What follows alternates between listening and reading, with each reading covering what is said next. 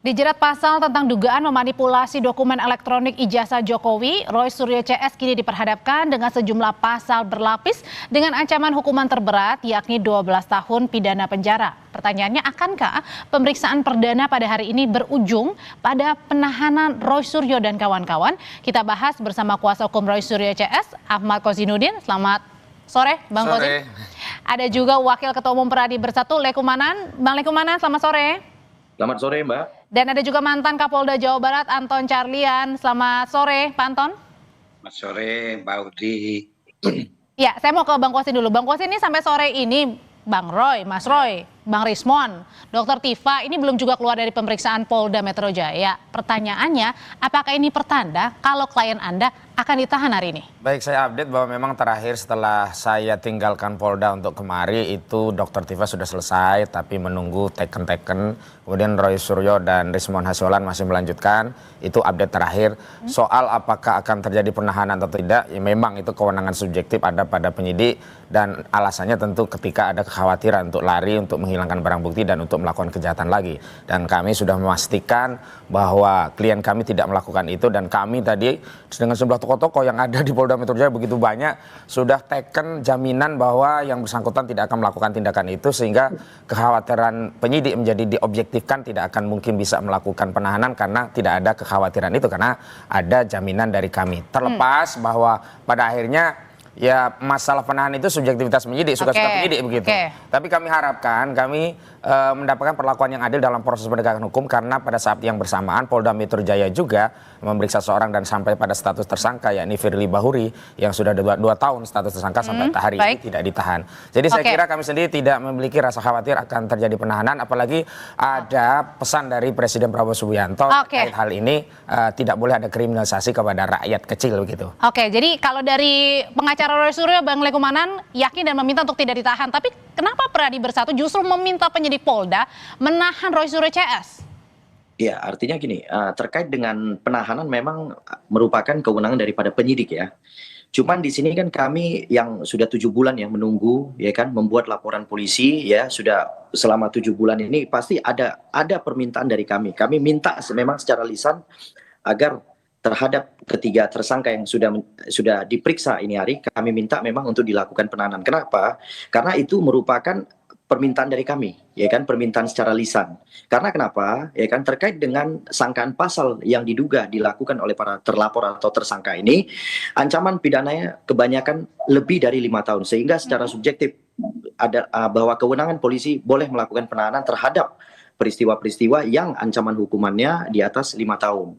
Jadi itu memang goal daripada kami, karena kan kami melaporkan seseorang atau kelompok orang adalah tujuannya supaya sampai ditetapkannya tersangka hingga dilakukannya penahanan. Karena kenapa? Untuk agar para terlapor ini atau tersangka ini tidak lagi mengulangi perbuatannya. Karena jelas di sini kami lihat makin hari makin banyak produk-produk yang kemudian. Oke, jadi makanya Anda meminta untuk ditahan langsung di pemeriksaan hari ini perdana ya? Kami minta untuk dilakukan penahanan. Itu adalah untuk penegakan hukum yang benar gitu. Apabila tidak dilakukan penahanan, maka kami akan lakukan upaya hukum juga seperti itu. Oke, sebenarnya Pak Anton, penegakan hukum ini seperti apa sih yang benarnya begitu antara ketika seseorang ditetapkan sebagai tersangka dengan ancaman pidana di atas 5 tahun, ini ditahan atau tidak? Ini tolak ukurnya kayak gimana? Ya, tadi juga sudah disampaikan oleh rekan-rekan pembicara terdahulu kan ada syarat subjektif, ada syarat objektif. Syarat subjektif seperti tadi adalah tidak melarikan diri, tidak menghilangkan barang bukti, tidak mengulangi tindak pidana. Adapun syarat objektif diancam 5 tahun lebih. Nah di sini, apakah penyidik ini bisa menahan atau tidak? Ya sebetulnya tergantung daripada Bang Suryo itu sendiri. Di sini ada kekhawatiran mungkin dari Peradi, Bang Suryo itu tadi mengulangi tindak pidana. Apalagi beliau ini pernah ditahan juga tahun 2023 dalam kasus yang sama. Nah ini mungkin kekhawatiran ini.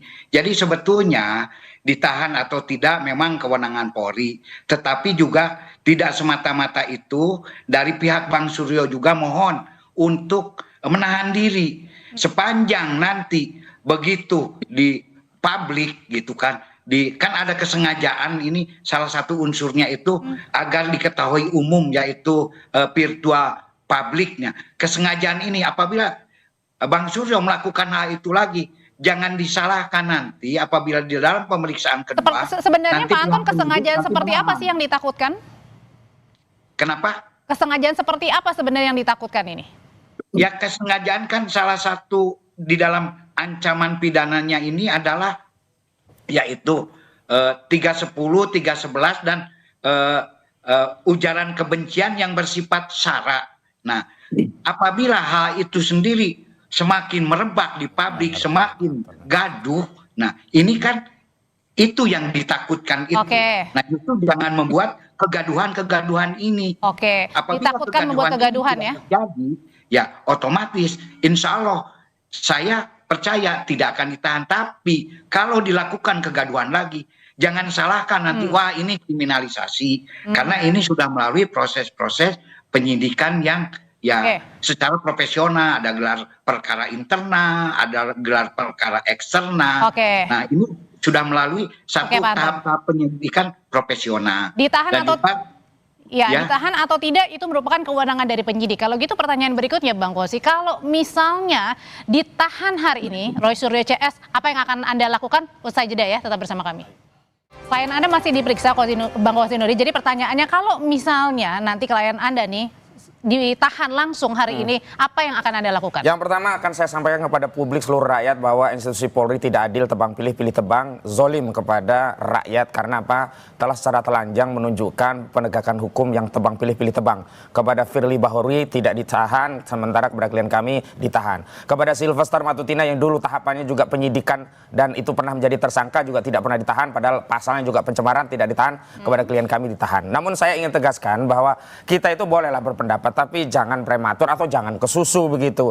Bung Lecumanan ini kan gak ada relevansinya dengan pemeriksaan hari ini. Hari ini itu adalah pemeriksaan klaster kedua yang dimajukan pemanggilan sebagai tersangka. Di dalam klaster kedua itu tidak ada pasal-pasal yang dilaporkan oleh Lecumanan. Kenapa? Karena di klaster kedua itu justru yang dipersoalkan adalah 310 KUHP, 311 KUHP, 27A Undang-Undang ITE, dan memang ada pasal yang kami konsisten sebut itu selundupan dengan motif untuk menahan. Ini pasal 32 Undang-Undang ITE dan pasal 35 Undang-Undang ITE. Sementara klaster pertama itu baru ada 160 KUHP yang dilaporkan oleh Lecumanan dan kawan-kawan. Saya juga heran kepada institusi Polri, ada motif apa begitu? Dalam konferensi pers dinyatakan bahwa ada dua klaster pertama dan klaster kedua. Tetapi ketika pemanggilan justru klaster kedua didahulukan. Jadi dan yang klaster Anda permasalahan ada kenapa klaster 2 ini didahulukan dulu? Oh, itu pilihan saja. Cuman saya ingin tegaskan bahwa jangan kita komentar sesuatu yang offset begitu. Lagi pula kalau kita hari ini selalu mengembalikan kepada penyidik bahwa itu kewenangan penyidik, memang benar penyidik punya kewenangan, tapi tidak boleh digunakan secara sewenang-wenang. Secara sewenang-wenang itu adalah dengan ukuran suka-suka kami, SSK. Ya ini apa? Ketika ada problem yang sama, ditangani penyidik yang sama, bahkan ini kasus korupsi lebih bahaya daripada kasus receh ini, tidak ditahan, tapi pada saat yang sama kemudian mau menahan misalnya. Apakah kemudian ada pembedaan warga negara dengan sipil, dengan polisi, dalam hal ini Firly Bahuri, apakah dia latar belakangnya polisi sehingga tidak ditahan? Kemudian hari ini klien kami apakah sipil biasa kemudian ditahan? Dan kembali saya tegaskan, sudah ada legasi dari Presiden Prabowo untuk kasus ijazah palsu. Berarti Anda akan melawan kalau misalnya jelas. Ya ini Gus Dur itu sudah diberikan amnesti. Kasusnya juga ijazah palsu. Itu artinya ada kebijakan umum Presiden bahwa untuk kasus seperti ini janganlah dikriminalisasi, dan itu sudah jelas. Presiden menyatakan tidak boleh ada kriminalisasi kepada rakyat kecil. Itu pesan kepada aparat penegak hukum termasuk pada institusi kepolisian. Bang Lecumanan ini ditangkap oleh pengacara Roy Suryo bahwa kalau misalnya akan ditahan ini merupakan bentuk kriminalisasi. Ya, memang di mana-mana ketika seseorang atau namanya tersangka ketika mau ditahan, semualah, bukannya klien daripada Pak Kojinuddin. Bahkan terpidana pun tidak mau ditahan itu kliennya dia. Tetapkan tersangka itu akan menyampaikan bahwa adalah suatu perbuatan kriminalisasi yang dilakukan oleh polisi. Tapi dalam hal ini polisi itu adalah penyeimbang, ya kan? Polisi hanya melakukan tugasnya, ya kan, yang dijamin oleh konstitusi bahwa kami sebagai warga negara telah melaporkan ada suatu tindak pidana, jadi tindak pidana. Tapi kemarin Anda juga datang untuk meminta penyidik terlebih dahulu sebelum diperiksa ini? Gimana? Bang Lecumanan, tapi kemarin Anda juga dan kawan-kawan datang ke penyidik juga untuk meminta penahanan sebelum diperiksa? Yang disampaikan oleh Bang Kojinuddin, ada klaster 1, ada klaster 2, memang ada penjelasan terkait klaster. Tapi dalam surat penetapan tersangka kepada kejaksaan itu tidak ada lagi namanya klaster. Itu disampaikan dalam surat penetapan tersangka itu 8 orang, ya kan? Nah, itu yang kemudian ditembuskan kepada saya selaku pelapor, ya kan, kemudian ditembuskan lagi kepada Pak Jokowi, ditembuskan juga kepada Pak Maret Samuel, dan satu lagi Andi Kurniawan. Jadi kami ini dianggap sebagai pelapor di dalam semua tersangka-tersangka tersebut. Jadi menurut saya terhadap 3 tersangka itu ya kami meminta, ya kan, karena kami diberikan surat penetapan tersangka dan SP2HP terhadap perkara tersebut, kami meminta langsung secara lisan agar ketika diperiksa tolong dilakukan penahanan. Karena kenapa? Ini sudah jelas mengulangi perbuatannya, ya kan, kemudian memperbanyak lagi barang-barang bukti, ya kan, yang ada white paper itu, ya kan, ya Kak, saya meminta juga kepada pihak kepolisian kalau bisa dalam pemeriksaan tersangka ini tolong disita barang-barang bukti tersebut gitu. Jadi menurut saya itu adalah hak yang diberikan konstitusi kepada kami selaku pelapor, itu sah-sah saja menurut saya gitu.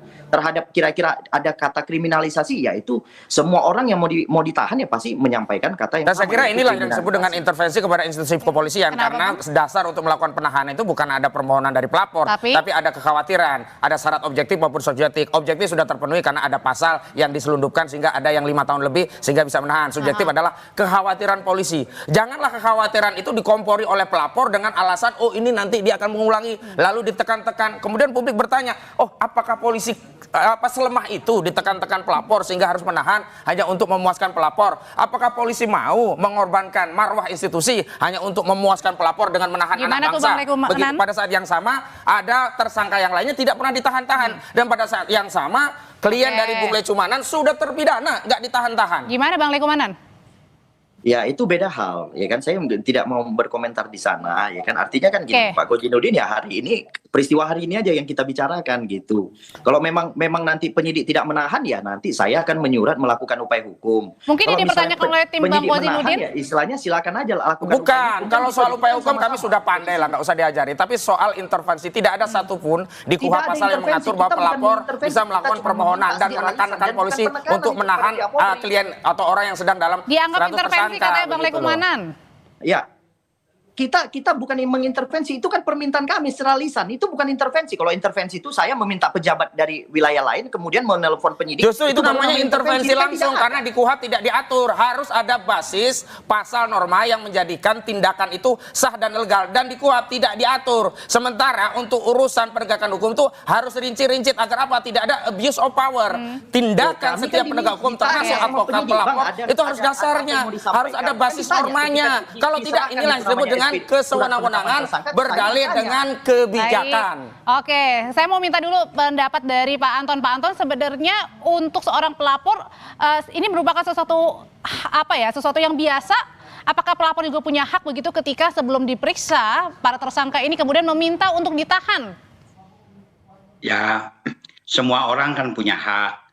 Tadi juga saya menanggapi kalau ini dianggap sebagai sebuah kriminalisasi, kita kan ada alat ukurnya, yaitu bisa ke peradilan, dan setiap kasus itu memang tidak sama. Setiap kasus itu punya satu karakter khusus.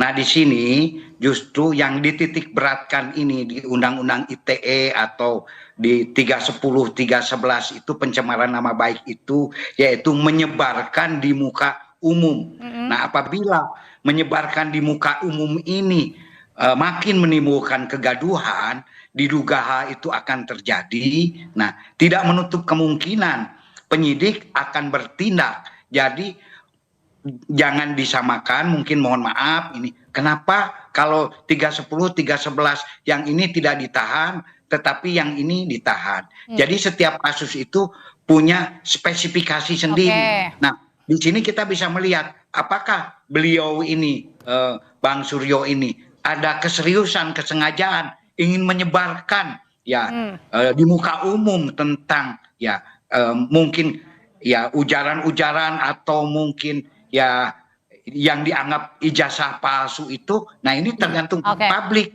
Nah, makanya mungkin dari Peradi pun juga menyatakan atau mengemukakan pendapatnya sehingga menginginkan untuk penahanan ditahan. langsung ya. Saya Oke. kira itu yang Baik. disampaikan oleh Seladi. Saya kira kalau pendapat itu disampaikan secara private itu nggak masalah dan itu umum lazim. Tapi ini disampaikan kepada publik seolah-olah mempengaruhi publik, mempengaruhi institusi kepolisian untuk melakukan penahanan, itu yang keliru. Yang kedua saya ingin tegaskan kalau persoalannya khawatir 311, 310 KUP, nggak ada masalah Pak Anton, wong itu syarat objektifnya tidak dipenuhi, itu kan hanya 9 bulan dan 4 tahun. Kami pun siap bertarung kalau dituduh fitnah, dituduh pencemaran karena tidak ada alasan objektif untuk menahan. Tapi persoalannya alat kekuasaan dipinjam oleh pelapor, oleh Joko Widodo untuk menyelipkan pasal 32, 35 di kasus Roy Suryo, Tiva dan juga Rismon, dan menyelipkan pasal 160 di kasus layer yang pertama, yakni Egy Sujana, Kurniatria Royani, DH, Damai Hari Lubis, Rustam Effendi dan Rizal Fadila. Ini yang tidak adil dan jangan kemudian menggunakan parameter kriminalisasi itu diselesaikan melalui pra peradilan. Pra peradilan itu hanya untuk urusan formil dan Jadi ketika beda pra peradilan artinya. beda, karena itu kriminalisasi itu harus diadili dengan apa? Pendapat publik dengan parameter yang objektif. Parameter objektifnya apa? Ada kasus yang sama di Polda Metro Jaya, satu tersangka, satu juga tersangka. Kenapa yang satu nanti ditahan, yang satu dibiarkan? Udah nggak usah pusing-pusing. Apalagi kasusnya kalau kita bicara ancaman pidana terkait masalahnya untuk publik, korupsi itu lebih berbahaya daripada sekedar mencemarkan pribadi orang begitu. Saya mau nanya kalau gitu ke Bang Lekumanan, kenapa Anda dan kawan-kawan ini meminta untuk penahanan, apa alasannya? Alasannya itu yang tadi, Mbak, terus-terus mengulangi perbuatannya. Setiap hari ada lagi informasi yang disebar, ya kan? Mencemarkan Kemudian nama baik Pak berusaha- Jokowi maksudnya? mencemarkan nama baik Pak Jokowi, mempengaruhi masyarakat agar masyarakat percaya bahwa produk yang digunakan oleh Pak Jokowi adalah produk palsu. Jadi ini kan bahaya. Sekarang sudah masuk lagi ke Pak Gibran, bahwa Pak Gibran tidak pernah tamat SMA, ya kan? Nanti besok lagi masuk lagi ke Jan Etes. Nanti seolah-olah Jan Etes tidak pernah punya akta lahir, kan bingung kita jadi artinya. Jadi saya meminta ini supaya dilakukan penahanan, karena kenapa? Agar tersangka ini tidak mengulangi perbuatannya. Ini sudah tiap Itu Bang hari yang diulangi ditakutkan, terus mengulangi perbuatannya. perbuatan. Itu kan praduga, sementara sudah jelas ya kliennya Lecumanan sudah terpidana pun nggak pernah ada tuntutan mereka, tolong dong Pak Lecumanan ditahan, ditangkap karena sudah inkrah, nggak ada lagi asas presumption of innocence bisa menjadi dalil untuk tidak menahan orang. Nah di sini belum ada putusan loh. Janganlah anak bangsa kemudian ditahan, kemerdekaannya direnggut, padahal dia belum terbukti secara hukum untuk melakukan satu tindak kejahatan. Sementara kita ingin orang itu kemerdekaannya dirampas. Berarti memang sudah ada ya motif jahat, bukan penegakan hukum, bukan untuk mencerdaskan umat, mencerdaskan masyarakat tentang kondisi bangsa yang hari ini terbelah hanya gara-gara selembar dokumen. Motif jahatnya begitu. maksudnya apa nih? Motif jahatnya adalah ingin memenjarakan orang padahal belum ada vonis. Kenapa? Karena dengan demikian mereka merasa pendapat-pendapat yang lainnya itu tidak cocok dengan pendapatnya, sehingga pendapat-pendapat ini dianggap kriminal atau kejahatan, sehingga pendapat-pendapat yang disampaikan ini jangan lagi ada di ruang publik dengan cara apa? Dipenjarakan orang. Oke, Begitu. apakah Pak Anton sendiri sepakat bahwa tadi ya dengan kalau misalnya ditahan sendiri, ini kemudian mengkriminalkan atau mengkotak-kotakan suara-suara dari rakyat nih? Kalau saya ya kurang sepakat lah, karena setiap kasus itu ya punya karakteristik sendiri-sendiri, dan di sini bukan masalah 310 311, justru titik beratnya itu di undang-undang ITE. Di undang-undang ITE itu sendiri kan sudah jelas menyebarkan kebencian yang bersifat sara maupun individu. Nah, ini sudah jelas. Nah, dan di sini justru motifnya itu bisa dilihat apabila keseriusan motif, kesengajaannya itu berulang-ulang terus dilakukan di hadapan publik. Oke, makanya masuklah undang-undang ITE. Oke, itu yang apakah juga penilaian dari penyidik sendiri ketika misalnya nih ada tersangka yang kemudian katakanlah Mas Suryo CS ini menyebarkan fitnah begitu ya, pencemaran nama baik kepada Pak Jokowi. Kalau misalnya tadi datang dengan baik-baik, tidak kemudian meyakini bahwa ijazah Pak Jokowi asli, apakah ini menjadi pertimbangan juga untuk ditahan atau tidaknya ketika berkelakuan baik? Ya saya kira karena pertimbangan itu kan pertimbangan subjektif. Nah subjektif itu ya tergantung daripada perilaku daripada tersangka itu sendiri. Nah masalah polisi memang betul tidak bisa menentukan apakah itu palsu atau tidak. Tetapi kan di sini sudah dijelaskan bahwa identik dengan ijazah-ijazah yang lain gitu kan. Nah ketika lembaga formal sendiri yaitu UGM menyatakan bahwa identik dengan para lulusan-lulusan yang sesuai tahunnya dan menurut lab POR juga maupun lab krim juga sesuai, baik tahun, cetak maupun lain-lain. Terus mau apa lagi gitu kan? Nah, dan polisi itu pun juga bukan satu-satunya. Kita ini menganut criminal justice system. Ada polisi, ada jaksa, dan juga ada pengadilan. Nah, ini kan bisa dilakukan. Dan kalau menurut saya, oh ini kalau ada kriminalisasi jangan pakai pra-peradilan. Terus kalau tidak pakai pra-peradilan mau apa? Apa mau pengadilan jalanan atau pengadilan publik? Ini kan tidak bisa. Kita ini negara hukum, negara yang berdasarkan hukum. Dan para pengacara pun juga adalah termasuk penegak hukum.